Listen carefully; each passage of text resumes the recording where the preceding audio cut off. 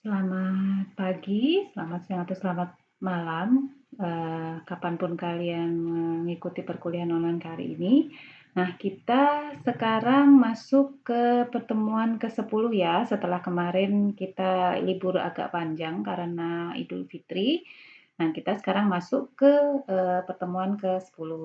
Pada pertemuan ke-10 ini, kita akan membahas mengenai antivirus dan vaksin yang sangat diperlukan untuk mencegah infeksi virus. Kalau antivirus itu lebih banyak untuk pengobatan atau terapi, tapi kalau vaksin lebih banyak untuk pencegahan.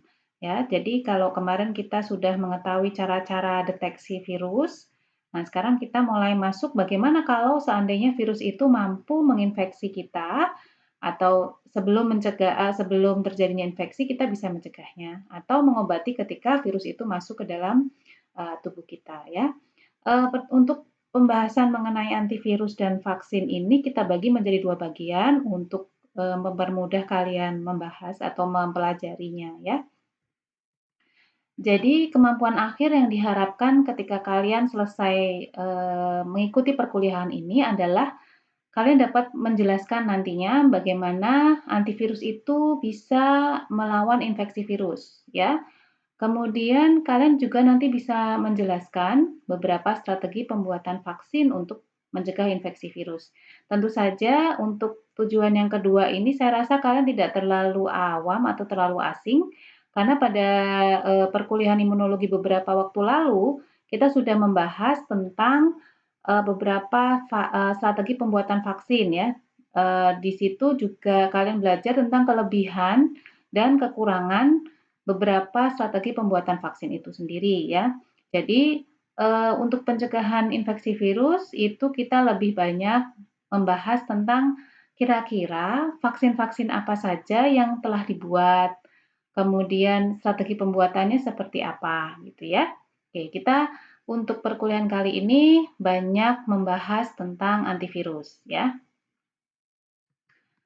Oke, kita mungkin sedikit, mengingat kembali pelajaran mikrobiologi dasar ya. Di situ kalian dapat, tema mengenai antibiotik. Nah, berbicara tentang antibiotik, itu tidak lepas dari sejarah penemuan antibiotik itu sendiri. Kalian sudah belajar bahwa antibiotik pertama yang berhasil ditemukan adalah penisilin. Nah, penisilin ini ditemukan secara tidak sengaja sebenarnya oleh Alexander Fleming. Pada saat penelitian, Alexander Fleming ini menumbuhkan bakteri Staphylococcus, kemudian tanpa sengaja si kultur bakteri ini mengalami kontaminasi dengan jamur.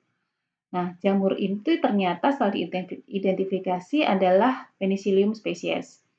Di gambar yang sebelah kanan, di situ kalian bisa melihat ada, koloni bakteri yang tumbuh ya. Jadi di bagian bawah dari gambar itu ada titik-titik putih. Nah, itu adalah koloni Staphylococcus species. Kemudian di bagian atasnya ada, lingkaran putih, itu adalah jamur Penicillium species. Kalian lihat di antara jamur dengan bakteri ada zona yang tidak ditumbuhin oleh bakteri. Jadi, diketahui kemudian bahwa ternyata ada zat tertentu dari si Penicillium species ini yang menghambat pertumbuhan Staphylococcus species sehingga Staphylococcus ini tidak sampai tumbuh di sekitar Penicillium. Nah, kemudian dari penemuan ini Alexander Fleming mengekstraksi bahan-bahan yang diduga mampu menghambat pertumbuhan bakteri. Nah, itulah yang dinamakan penisilin karena berasal dari jamur Penicillium. Nah, penisilin ini kemudian menjadi awal penemuan antibiotik. Nah, kemudian diikuti oleh penemuan-penemuan antibiotik selanjutnya. Nah, ini adalah gambaran ya, beberapa kelas antibiotik. Antibiotik itu ada yang bersifat bakteriostatik, itu artinya dia menghambat pertumbuhan bakteri, menghambat replikasi DNA-nya, atau menghambat pembentukan dinding selnya. Ada juga yang bersifat bakteriosidal, dia membunuh membunuh si bakteri tersebut ya. Jadi ada 2 kelas antibiotik. Nah, antibiotik ini bekerja dari ya, seperti sudah saya sampaikan, dia bekerja dengan cara yang pertama bisa merusak dinding sel dari bakteri. Kemudian yang kedua, dia bisa menghambat sintesis protein bakteri yang diperlukan dalam pertumbuhannya. Atau dia bisa menghambat transkripsi DNA menjadi mRNA atau menghambat pembentukan RNA. Jadi ada beberapa target yang disasar oleh si antibiotik itu untuk membunuh bakteri. Nah, itu adalah antibiotik. Lalu bagaimana dengan antivirus ya? Apakah antivirus ini memiliki cara kerja yang sama dengan antibiotik ya pada bakteri? Kalian tahu karena virus dan bakteri ini merupakan jenis mikroorganisme yang berbeda, maka apakah antibiotik ini juga bisa bekerja pada virus atau ada antivirus yang bisa bekerja pada bakteri atau bisa dua-duanya, bisa antivirus atau antibiotik itu bisa bekerja pada bakteri juga atau dengan virus juga ya. Kita lihat. Oke, ini adalah beberapa hal sebelum kita masuk tentang bagaimana antivirus itu jenis-jenisnya, apa itu antivirus dan lain sebagainya ya. Jadi yang pertama, perlu kalian ingat bahwa antibiotik itu tidak dapat digunakan untuk pengobatan infeksi virus. Jadi antibiotik hanya digunakan untuk pengobatan akibat infeksi bakteri. Kemudian kalian bisa mengecek ya bahwa jumlah antivirus yang beredar pada saat ini tidak sebanyak antibiotik. Jadi jumlah antivirusnya tidak banyak. Dan antivirus yang ada sekarang ini sebagian besar untuk melawan infeksi HIV, meskipun ada beberapa antivirus yang melawan infeksi virus-virus yang lain. Kemudian cara kerja antivirus ternyata berbeda dengan cara kerja antibiotik. Untuk target antivirus atau cara dia menyasar virusnya yaitu dengan cara menghambat siklus hidup virus. Jadi tujuannya untuk menghambat perbanyakan virus. Nanti kita lihat kira-kira pada siklus hidup virus apa saja yang disasar oleh si antivirus ini gitu ya. Kemudian berbeda dengan antibiotik, antivirus ini tidak membunuh virus, tetapi dia hanya menghambat pertumbuhan atau perbanyakan virus. Nah, pada awal-awal penemuan antivirus, tahapan-tahapan yang harus dilalui adalah sebagai berikut. Yang pertama adalah menguji beberapa bahan alami atau bahan kimia yang diduga dapat menghambat perbanyakan virus. Jadi bahan alami itu diekstraksi dulu. Jadi misalkan ada tanaman tertentu atau apa ya? Ya tanaman biasanya ya lebih mudah contohnya. Jadi tanaman tertentu dia memiliki bahan aktif di dalamnya itu diekstraksi dulu sehingga didapatkan senyawa aktifnya, kemudian diuji. Yang kedua tahapannya adalah kandidat antivirus atau senyawa aktifnya tadi diuji keamanan dan toksisitasnya. Jadi biasanya diujinya pada hewan coba dulu. Kira-kira selain dia berpotensi untuk menghambat aktivitas virus atau menghambat perbanyakan virus, kira-kira dia aman tidak terhadap organisme yang atau individu yang akan mendapatkan antivirus ini. Apakah dia bersifat toksik atau membunuh sel di sekitar target sel yang lain, atau dia menyebabkan penyakit pada penerima antivirus gitu ya, itu diuji di hewan coba dulu. Nanti setelah hewan coba menghasilkan hasil yang baik ya, di dalam penelitian dengan hewan coba menghasilkan toksisitas yang rendah dan aman, baru dicoba ke manusia. Tetapi sebelum dicoba ke manusia biasanya dimodifikasi dulu. Dimodifikasi dulu sehingga ketika nanti dijual itu pertama bisa mudah untuk digunakan juga aman ya. Keamanan tadi sudah diuji tapi kita biasanya ditambahkan dengan modifikasi lebih lanjut sehingga mungkin ada kalau tadinya bisa menghasilkan efek samping ngantuk misalkan, ini dimodifikasi supaya ngantuknya nggak ada gitu misalkan ya. Jadi ada modifikasi lebih lanjut atau untuk modifikasi itu untuk membuat si antivirus ini mudah digunakan. Misalkan diinjeksi di intramuskular atau dan sebagainya ya. Jadi ada modifikasi lebih lanjut. Nah, kalau sudah selesai, semua uji sudah dilakukan, barulah dipasarkan. Nah, pada perkembangan bioteknologi modern ya dan virologi modern, tahapan yang dilakukan itu dibalik ya. Jadi kalau tadi yang pertama tadi kita mengisolasi dulu banyak-banyak senyawa aktif dari beberapa bahan alami atau kimia yang kira-kira berpotensi. Jadi semuanya diisolasi dulu. Kalau tadi ya.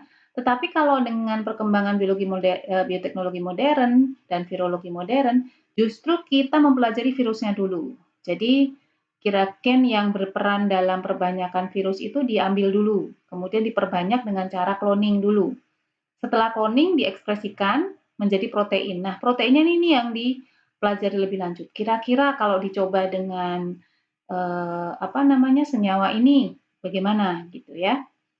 Setelah itu selain proteinnya dipelajari, juga siklus hidupnya. Kira-kira virus ini attachment-nya atau misalkan ya pelekatan ke dalam selnya itu pakai reseptor yang mana? Setelah melekat dia ngapain gitu ya? Apakah dia masuk ke inti sel atau tidak gitu? Itu dipelajari. Nah, dengan perlakuan seperti ini akhirnya didapatkan inhibitornya dan kemudian mengalami uji lebih lanjut.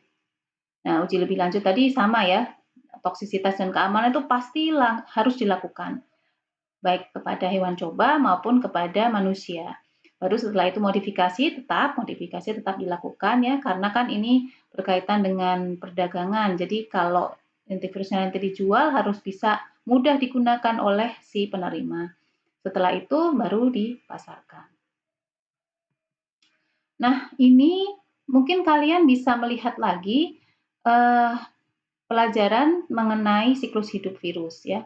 Perkuliahan mengenai siklus hidup virus. Kalian mengingat lagi. Jadi siklus virus itu semua dipelajari, mulai dari dia dia melekat pada sel sampai dia akan keluar dari sel ya.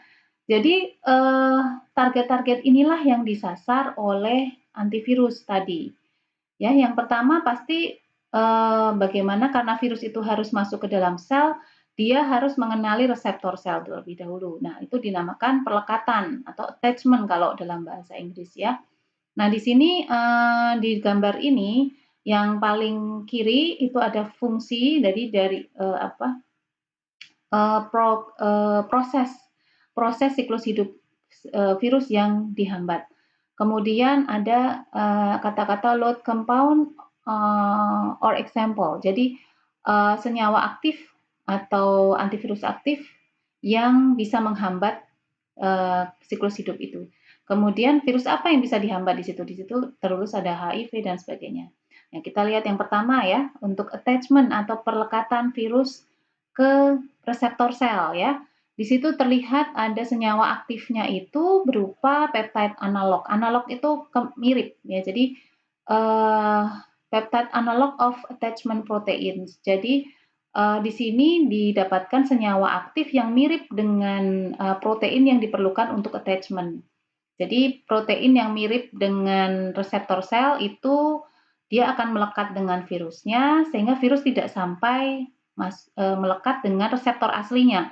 Jadi virusnya belum melekat ke sel aslinya, dia sudah berikatan dengan peptide analog ini sehingga dia tidak bisa masuk ke dalam sel. Kalau dia tidak bisa masuk ke dalam sel, dia tidak bisa bereproduksi sehingga mati lama-lama.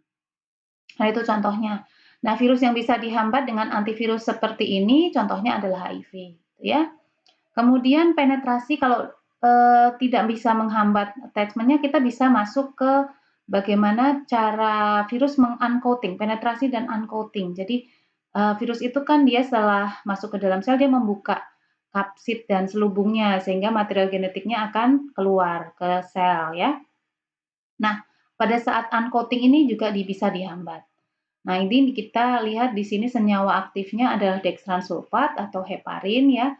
Nah, virus yang bisa dihambat melalui cara ini antara lain ada HIV, ada herpes simplex virus ya. Kalau tidak bisa menghambat di uncoatingnya, kita bisa menghambat di sintesis mRNA-nya. Tapi ingat, sintesis mRNA virus itu terjadi hanya di dalam sel inang ya. Jadi kalau selnya masih di luar sel, ya kita tidak bisa menghambat pembentukan mRNA-nya karena virus tidak bisa melakukan sintesis mRNA sendiri ya.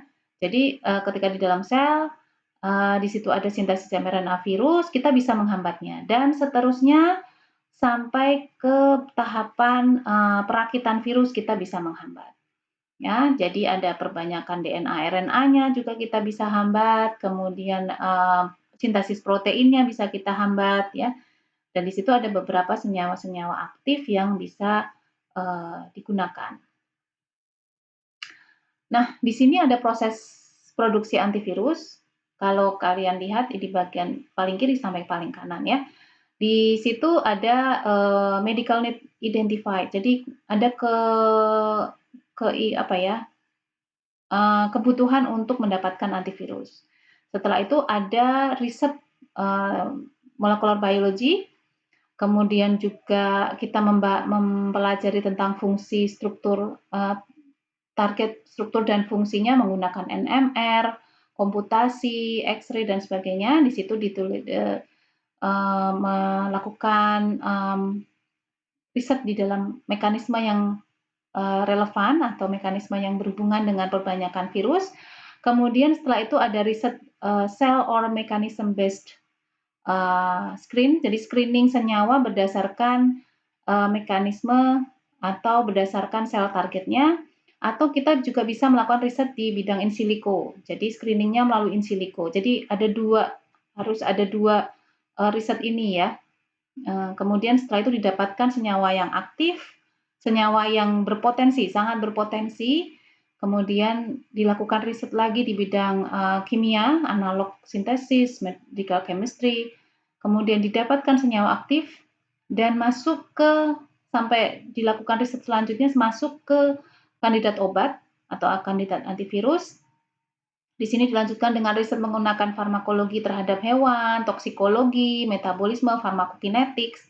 Nanti setelah itu baru masuk ke uji terhadap hewan coba ya. Dan kalau itu berhasil masuk ke clinical testing menggunakan manusia. Jadi perjalanan produksi antivirus itu sangat panjang. Dari riset pada awal hingga ke uji klinis. Nanti kita lihat di pertemuan selanjutnya berapa lama sebenarnya waktu yang diperlukan untuk pembentukan antivirus. Demikian perkuliahan kita kali ini. Selamat belajar.